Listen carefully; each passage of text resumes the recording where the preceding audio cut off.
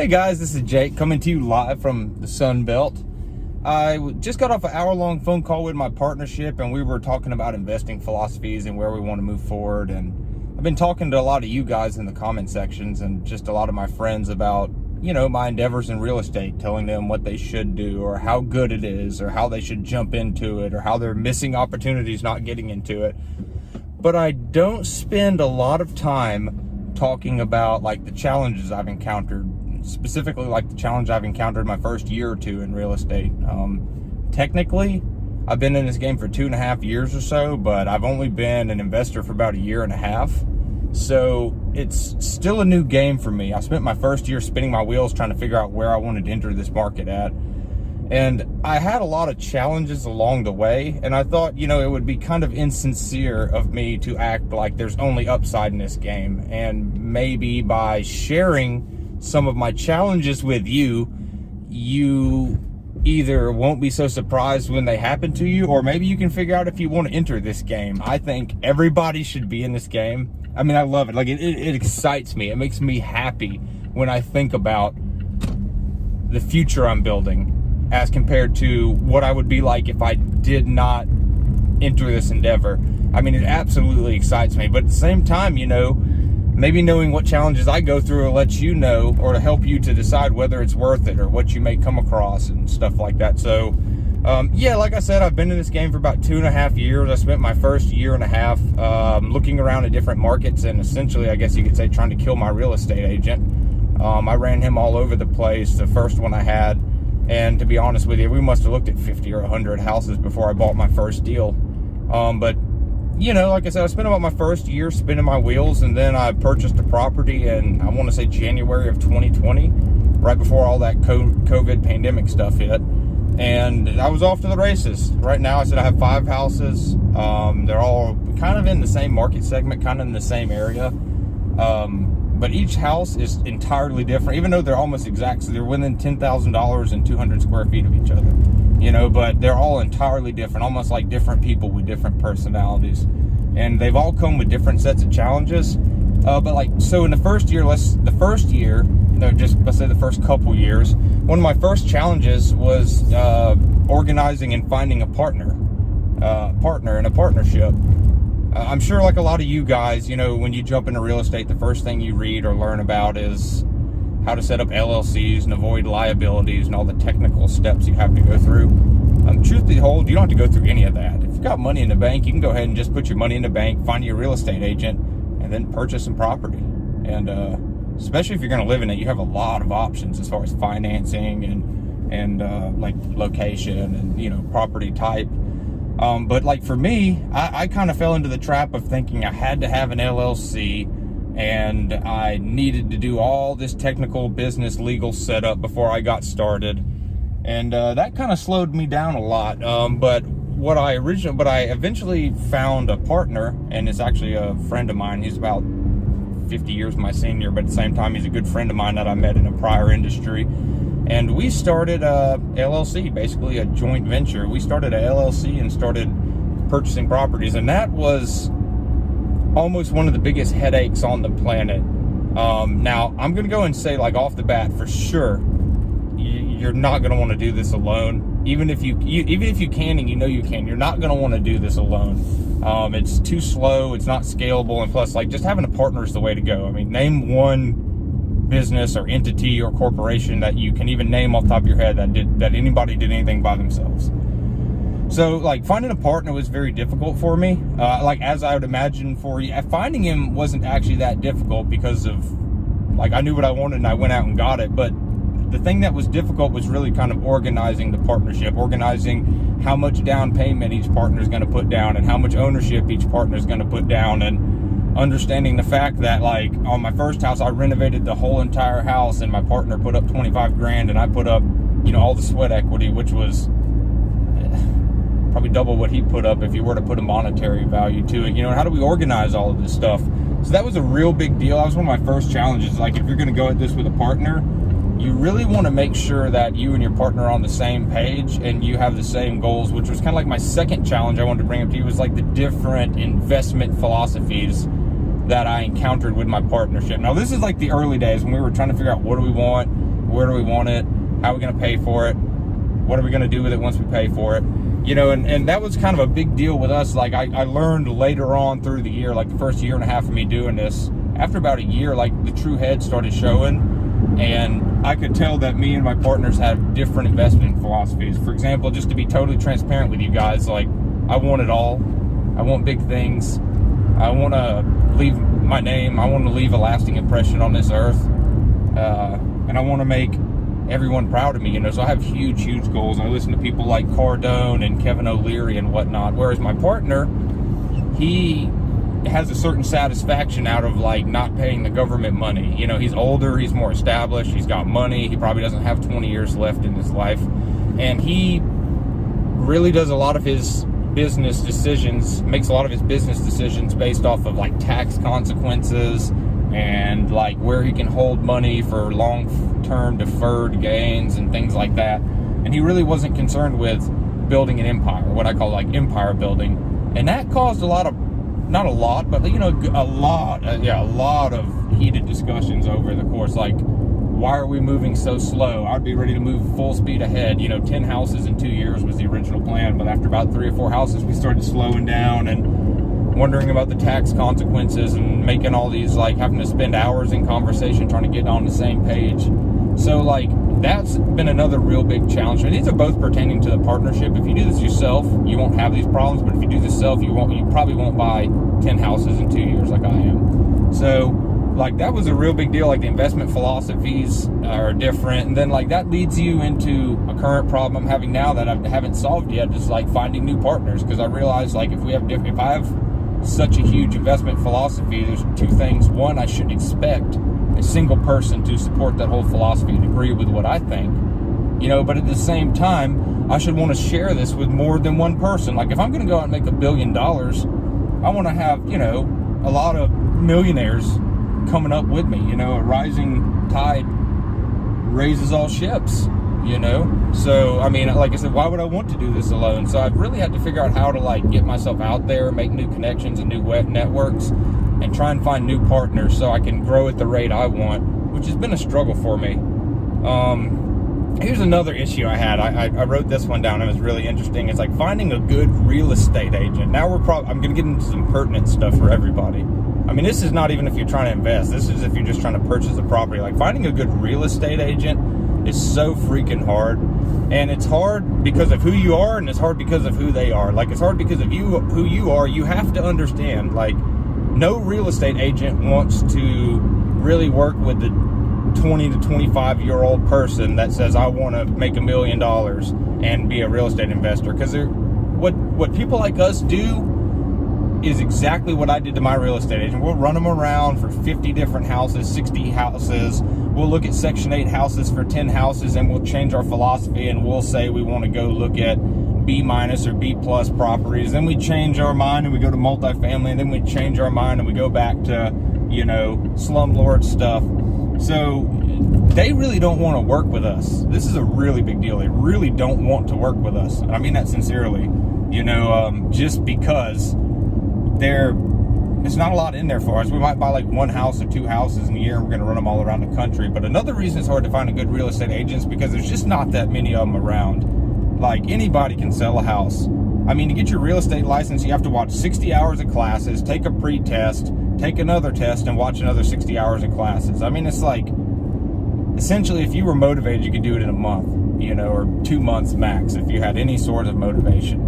You know, so just like knowing that, like, there's a lot of them. You don't have to be good at it to do it. And in addition to that, like, you know, even once you do, you can get good at it. There's not many people that know a lot about like investment real estate or about, you know, LLCs and partnerships. I mean, like, you're lucky if you can find a real estate agent that can walk into a house and detect problems. Like, you know, oh, I walk in, I smell mold. That's a good real estate agent. You know, they don't have to know anything about business or investing. Like, if you can just find one that walks in and says, oh, those shingles look old, that's a good agent. So it took me, I bought my first house with my first real estate agent, and like, we were at each other's throats the whole time because like he wouldn't help me at all, and I guess I wasn't helping him at all. And then I went through 2, 3 more, and I finally found a good real estate agent pair. And once you find a good real estate agent, keep them. Like I said, it's so hard to find a good agent. One that when you text them and say, hey, I want to meet you here, I want to look at this house, and they say, what are you doing this afternoon? That's what you want, somebody on the ball. Or if you text them on a Saturday at 6 p.m., and you say, hey, I found this house in the neighborhood, can we go look at it? They'll say, yeah, sure, 8 o'clock Sunday morning is the first time. Like that's the one you want, somebody who moves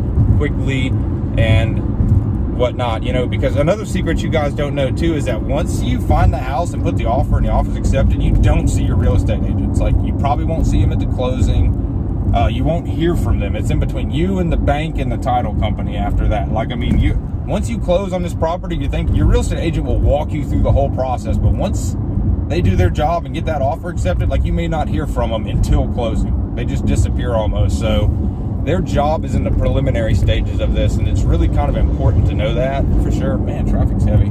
It's really important to know that. So if you can get a good real estate agent, keep them and do not kill them or work them to death or anything like that, because it's very important. Like, they're such an integral part of your game, and unless or until you go and get your real estate license yourself. One of the biggest things I had, and one of the biggest problems, and I warn people against this all the time, is like, the biggest problem you're going to have is probably selecting your market. Like I said, man, I spent a year, 365 days, probably more than that. I spent the longest time. I looked at so many different properties types. I mean, my first idea was I want to rent close to college, because people are always going to go to college. It's a good deal. And I spent 2 months looking at 15 houses close to colleges. And then I was like, well, this is a bad idea because X, Y, and Z. I'm going to go into the up-and-coming neighborhood that's like, $80,000, $90,000. I spent 2-3 months putting offers on houses around there, but I had problem X, Y, Z, cookie cutter houses. All of them are the same price. All of them are freshly renovated, too much competition. So then I jumped out of that and I started trying to do the slumlord thing for a while. I went and said, oh man, the 1% rule is golden, but heck, if you got the 3% rule, like, I'll go and put $40,000 in a house, make $1,200 a month. It's Section 8 money, so it's pretty guaranteed. And if they don't pay, I still get 90% of it. And then we gonna make some money, and went all the way around, looked at $60,000 ready to go houses, looked at $30,000, trap houses that need to be fixed up, looked at $20,000 houses that wouldn't even be good for pets, you know what I mean? And looked at all that stuff, spent a couple months there, and then left that environment. Then I think I started kind of finding these niche pockets around town. Like, okay, I started kind of like honing in on what I needed to do. Like, I realized, although I wasn't finding where I wanted to go, I was figuring out who my tenant was. Like, by realizing I didn't want to be in a college market, I realized I didn't want high vacancy. I didn't want high turnover. I don't want young, irresponsible tenants. I don't want a lot of maintenance. And then when I moved out into the slumlord, I realized, I want quality blue-collar workers.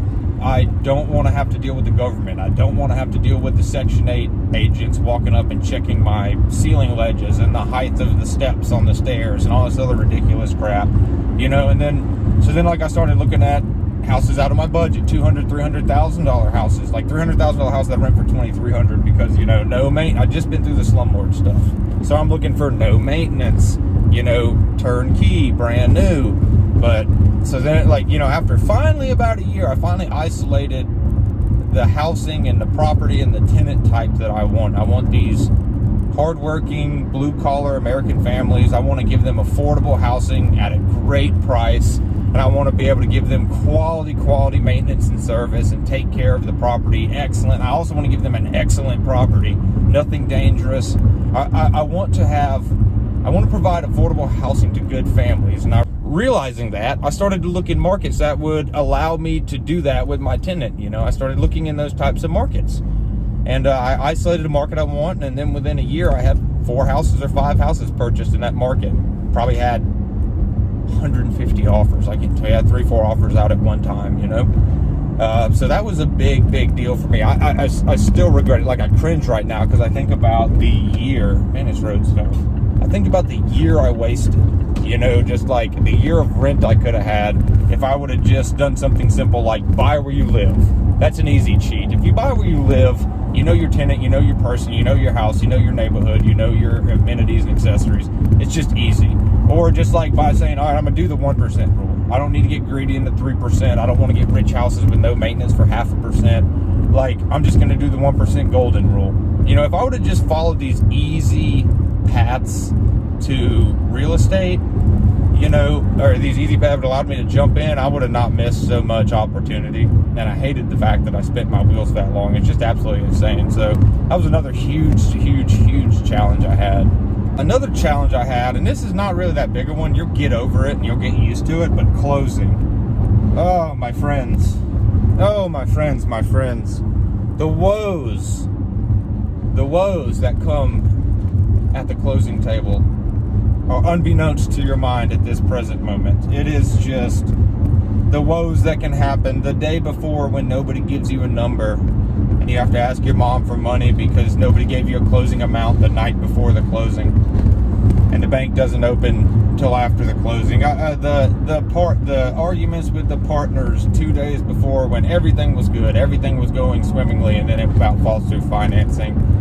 Oh, the times you get all the way up to a week before close, then the appraisal falls through and the negotiation starts again.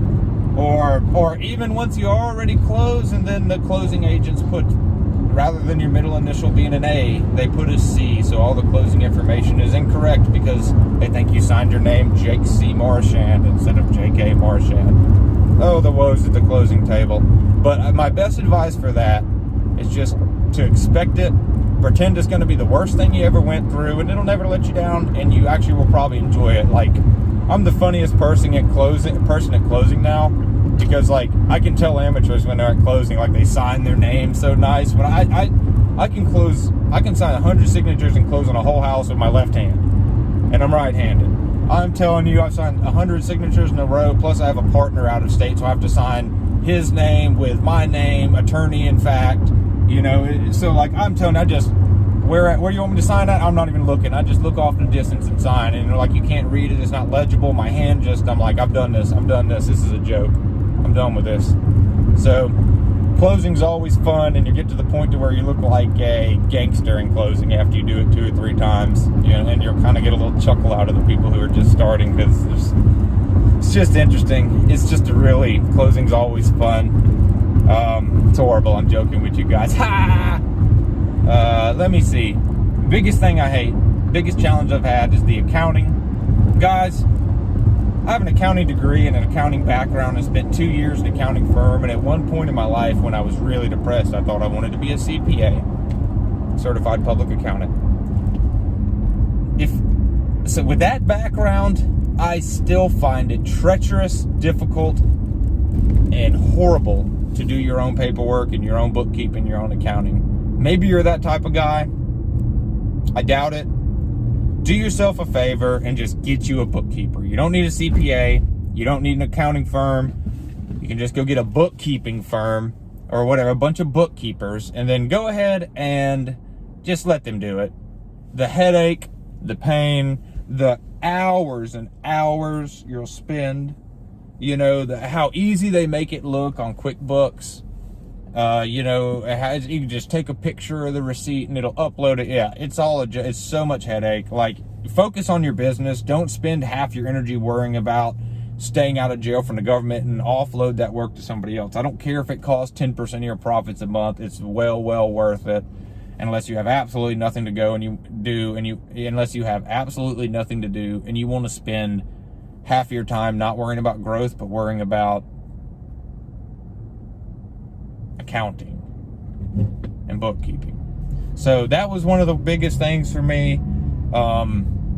Another huge challenge for me is my first house. Like I said, I fell into this sort of sales pitch that buy the ugliest house on the nicest block and then renovate it, you know, and get equity, kind of like Bigger Pocket style. And that was all fantastic. Numerically, it worked great. Spent $25,000 down on a $125,000 house. Spent another $25,000 fixing the property up.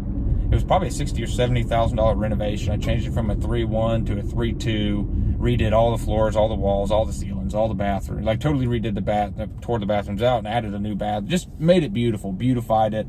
Probably added $70,000, $80,000 of equity onto the house just for $25,000 of, you know, cash. But at the end of the day, it took me 6 months. I want 10,000 units. If I want to reach my goal at 6 months a unit, it's going to take me about 5,000 years. Well, it was about $50,000 to $55,000 all in. I could have just bought a regular house turnkey for $25,000. $25,000 down will get you the house.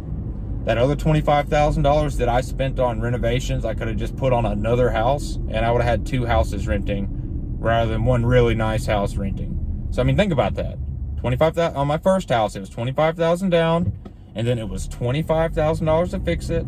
All in $50,000. If I gave you $50,000, you could buy 2 $120,000 houses. Yeah, who cares? Maybe they're a little smaller. Maybe they're not so grand. Maybe they're not in the ugliest house on the nicest neighborhood or whatever they call it. Whatever that crap is. But you would have 2 houses renting, probably for $1,200 a piece. Whereas I'm going to have one super nice house renting with a lot of equity. Oh, $70,000, $80,000 of imaginary equity up in the air. And it's renting for about $1,400, $1,500 because it's brand new. I realized that wasn't worth it at all. If you had 20 houses, 30 houses, or 100 houses, heck yeah, it'd be worth it, Make your equity, man. 1031 exchange it into 2 houses when you're done. Make you some money. But as a starter, wasn't worth it to me. Now, I'm not saying it's not for you. Maybe you don't have my goals. Mine is just ruthless efficiency and ruthless growth. If maybe you just have boring weekends and you're tired of golfing and fishing and you want to spend 6 months working on something. I mean, it's very satisfying. It makes you feel like a man, You fix this house up. You learn all these different skills. People see you doing it. People see you doing those skills, and then they start asking, help, and you kind of become like the man, the area of expertise around the neighborhood. People ask for help, and I mean, it's phenomenal doing it. It just doesn't fit my investing and growth philosophy. So that was one thing I would definitely change. Like I said, refine your philosophy. Now, it was a great lesson. I learned so much in 6 months.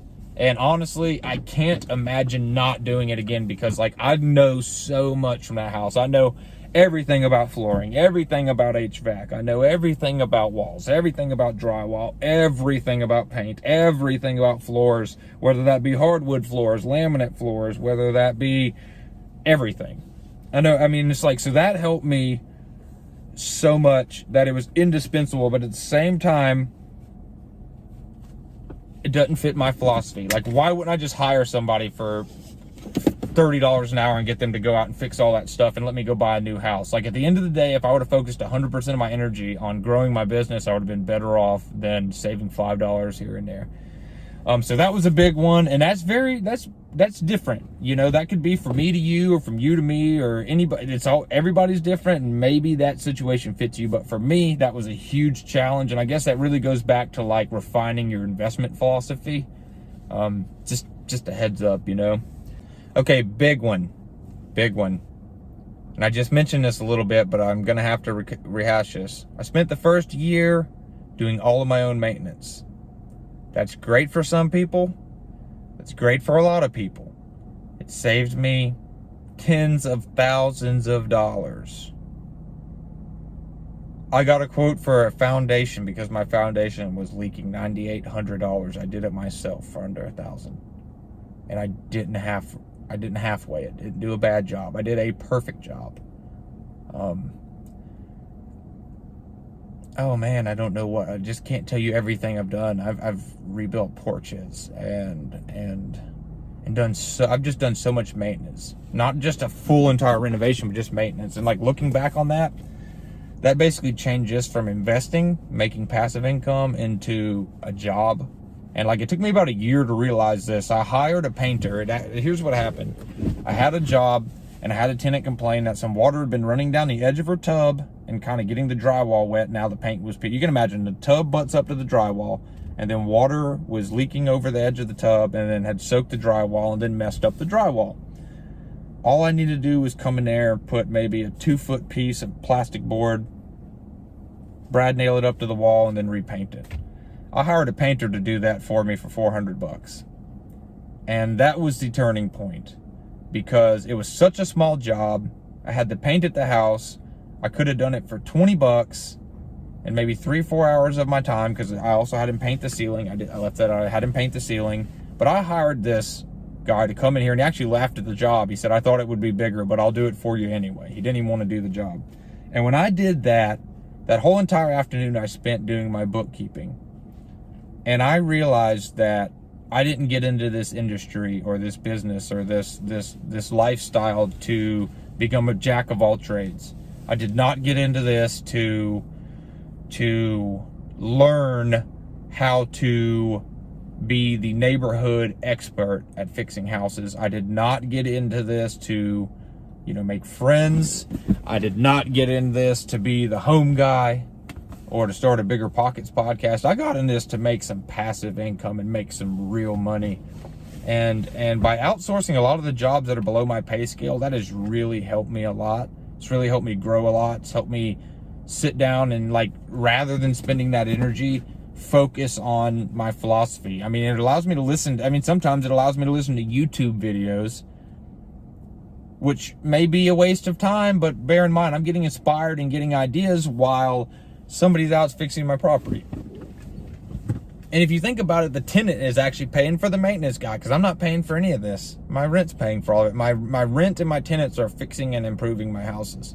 So once I kind of learned that and got over that hurdle, that was a really big deal for me. But I think it was a very, very good lesson for me, was that learning that I can't do all of this by my own, and not only that, it's more beneficial for me to outsource. But in between time, I'm kind of done sucking up for it. It was a pain doing all my maintenance, all the weekends, all the time, all the late nights, all the plumbing leaks that cannot wait. I had one time I was going to Hawaii for a week, and this always happens to me. When I'm in the airport going on a vacation, I get a call from the property manager. I mean, in the terminal, waiting on the line. I'm sitting there waiting on the line on like an iPad or my phone, surfing Facebook, waiting for Southwest to call up preferred boarding group. And then here comes a call from a property manager. There's a leak, or there's a fire, not a fire, an electrical short that could cause, it's always electrical short that could cause a fire. It's always something crazy. It's always something crazy. So being the head of maintenance, not even have to do it every time, but just, maintaining your properties is one heck of a pain. I mean, it's a big deal. And if you love it, you love it. If you don't love it, you don't love it. And you're always adding value, but it's something else, man. It is truthfully something else, like maintaining all your stuff. And it is a challenge one way or the other. And I'm not saying it doesn't come with benefits, but if anybody tells you it's not a challenge, then they are definitely lying to you. So, that was off the top of my head. I guess I probably talked long enough, but that's definitely some of the challenges I faced. And I'm sure I can do a part 2 video with another dozen challenges I've come across, because this game is fun every single day and it does not slow down. And there's also been a lot of good things. Drop it in the comments, you know what I mean? If you want to know some, a lot of the good things, I won't, obviously there's tons of benefits and I'm always harping on them and stuff, but I can really tell you some shining moments of personal growth, personal growth from doing this, and then taking on this endeavor. So, there's a lot of good things that happen to it. I could do a whole video on just the mentality of how you walk around with your head held up high and your shoulders back, knowing that you can fix anything in a house, and knowing that you have investments under your belt, and knowing that you have passive income, and knowing that, you have a certain amount of assets under management. For example, like me, somebody like me shouldn't have $1.5 million of assets under management. It doesn't even sound right. It doesn't even sound right. I'm not a millionaire, except I am. It doesn't even sound right, if anything, it makes $1 million sound like no money, because people like me shouldn't be millionaires, I hope to be a multi-billionaire. I will be a multi-billionaire one day, soon. But it just, at this present stage, it's just, it doesn't feel like it. There's tons of benefits to this, to your ego, to setting challenges and knowing that you can attack those challenges, tackle those challenges, defeat those challenges, and achieve and reap the rewards on the other side of that bridge. There's beautiful things that are involved in it. There's beautiful life lessons. There's beautiful people you meet, and networks you make, and friends you make, and channels of communication that you derive in between people like banks and lending unions and credit unions and all these different organizations, and then you learn, there's an invaluable amount of good that comes out of this. And And I don't want to understate that as much. And maybe one day I'll do a video of that in the future, you know, but like this is a fun game. There's tons of challenges. I've got another dozen challenges if anybody's interested. A dozen challenges I faced in my first year in this game if anybody's interested. So like this video if you enjoyed it, comment on it and let me know, and I'll go ahead and, you know, we can talk a little bit and let me know any concerns or video ideas or whatever. And then if you found any of this interesting, like, subscribe. I'm not gonna stop. I'm enjoying this stuff, and I'm really, really, really happy to get to spend this time with you. I mean, this time we get to spend together is so invaluable, and I just hope you understand how much I appreciate this. So I think I'm gonna sign off now. My name's Jake, coming live from the Sun Belt, trying to do big things, and I hope you'll come with me and join me, and I hope we can do it together. I'll talk to you guys shortly. Thank you.